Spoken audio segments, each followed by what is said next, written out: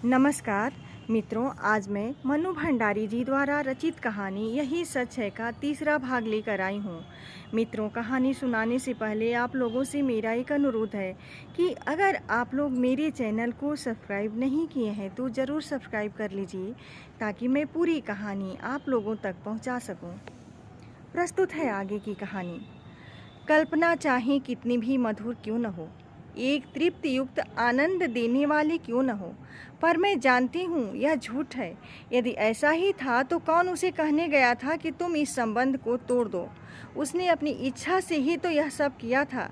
एकाएक ही मेरा मन कटु हो उठता है। यही तो है वह व्यक्ति जिसने मुझे अपमानित करके सारी दुनिया के सामने छोड़ दिया था, महज उपहास का पात्र बनाकर। ओह, क्यों नहीं मैंने उसे पहचानने से इनकार कर दिया। जब वह मेज के पास आकर खड़ा हुआ तो क्यों नहीं मैंने कह दिया कि माफ़ कीजिए, मैं आपको पहचानती नहीं। जरा उसका खिसियाना तो देखती। वह कल भी आएगा। मुझसे उसे साफ साफ कह देना चाहिए था कि मैं उसकी सूरत भी नहीं देखना चाहती, मैं उससे नफरत करती हूँ। अच्छा है, आए कल। मैं उसे बता दूंगी कि जल्दी ही मैं संजय से विवाह करने वाली हूँ। यह भी बता दूंगी कि मैं पिछला सब कुछ भूल चुकी हूँ। यह भी बता दूंगी कि मैं उससे घृणा करती हूँ और उसे जिंदगी में कभी माफ़ नहीं करती। यह सब सोचने के साथ साथ जाने क्यों मेरे मन में यह बात भी उठ रही थी कि 3 साल हो गए, अभी तक निशित ने विवाह क्यों नहीं किया। करे न करे मुझे क्या वह आज भी मुझसे कुछ उम्मीद रखता है? मूर्ख कहीं का। संजय, मैंने तुमसे कितना कहा था कि तुम मेरे साथ चलो, पर तुम नहीं आए। इस समय जबकि मुझे तुम्हारी इतनी इतनी याद आ रही है। बताओ मैं क्या करूं? नौकरी पाना इतना मुश्किल है, इसका मुझे अनुमान तक नहीं था। ईरा कहती है कि 150 की नौकरी के लिए खुद मिनिस्टर तक सिफारिश करने पहुंच जाते हैं। फिर यह तो 300 का जॉब है। निशित सवेरे से शाम तक इसी चक्कर में भटका है, यहाँ तक कि उसने अपने ऑफिस से भी छुट्टी ले ली है। वह क्यों मेरे काम में इतनी दिलचस्पी ले रहा है? इसका परिचय बड़े बड़े लोगों से है और वह कहता है कि जैसे भी होगा वह काम मुझे दिलाकर ही मानेगा। पर आखिर क्यों? कल मैंने सोचा था कि अपने व्यवहार की रुखाई से मैं स्पष्ट कर दूंगी कि अब वह मेरे पास न आए। 8:45 के करीब मैं जब अपने टूटे हुए बाल फेंकने खिड़की पर गई तो देखा घर से थोड़ी दूर पर निशित टहल रहा था। वही लंबे बाल, कुर्ता पजामा। तो वह समय से पहले ही आ गया। संजय होता तो 11 के पहले नहीं पहुंचता। समय पर पहुंचना तो वह जानता ही नहीं। उसे यूं चक्कर काटते देख मेरा मन जाने कैसा हो गया, और जब वह आया तो मैं चाह कर भी कटु नहीं हो सकी। मैंने उसे कलकत्ता आने का मकसद बताया तो लगा कि वह बड़ा प्रसन्न हुआ।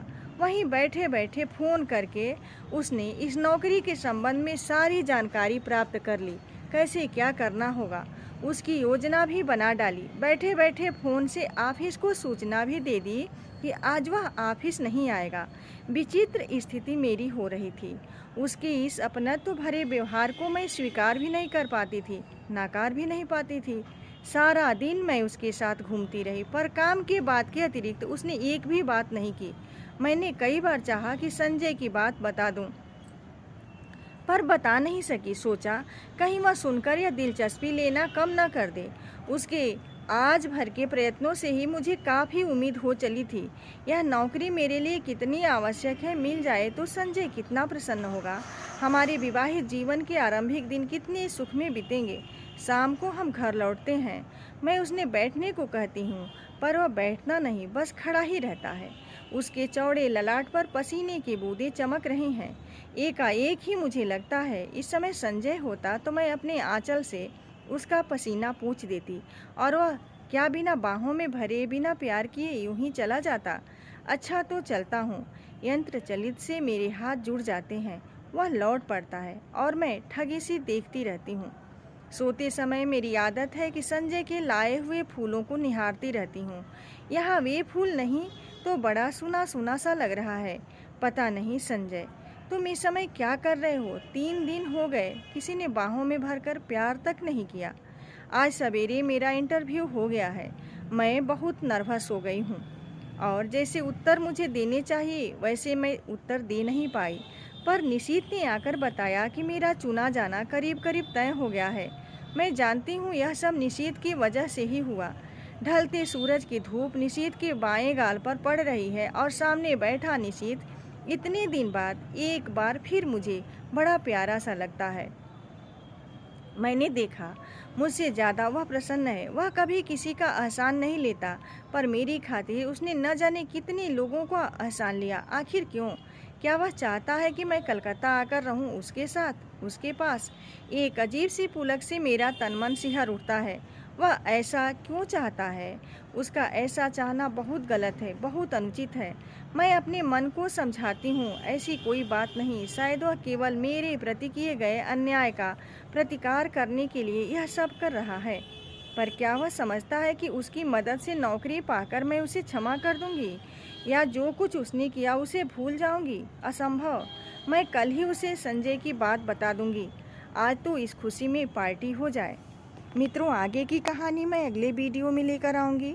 अगर आप लोगों को यह कहानी पसंद आई हो तो आप लाइक कमेंट ज़रूर कीजिएगा। धन्यवाद।